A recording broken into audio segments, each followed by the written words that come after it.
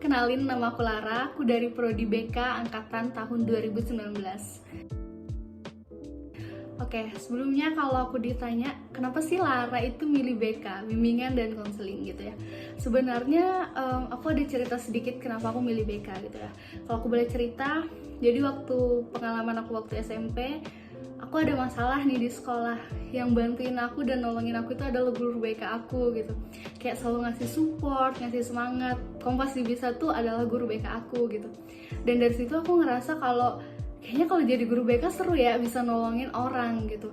Nah dari situ aku punya pikiran kayaknya aku mau kuliah nanti ngambil BK gitu, karena aku mikirnya seru gitu kan ya.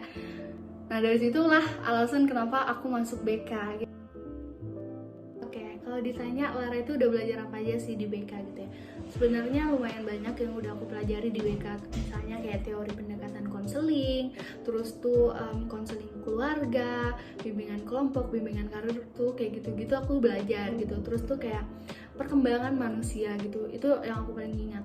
Dimana kayak setiap proses fase manusia itu kita tuh punya tugas perkembangan masing-masing gitu. Dari situ aku belajar kayak cara kita menghadapi setiap individu pada fase kehidupan juga itu akan berbeda-beda gitu loh.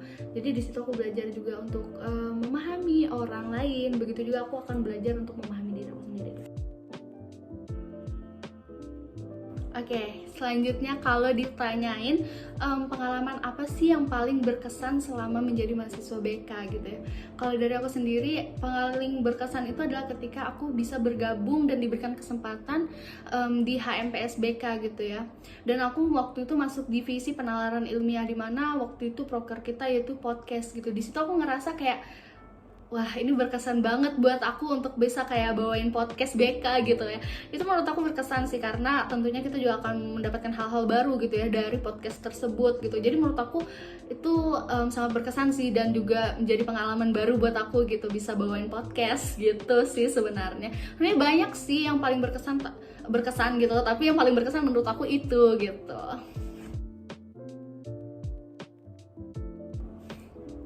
Oke, yang terakhir, kalau ditanya tips and tricks supaya tetap semangat kuliah di FEB.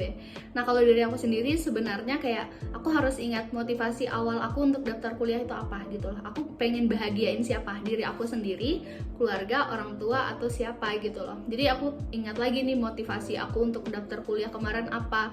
Waktu aku pengen masuk kuliah itu apa sih motivasi aku, dan hal itulah yang akhirnya buat aku tuh tetap semangat gitu kuliah di FEB. Itu sih kalau dari aku. Terima kasih.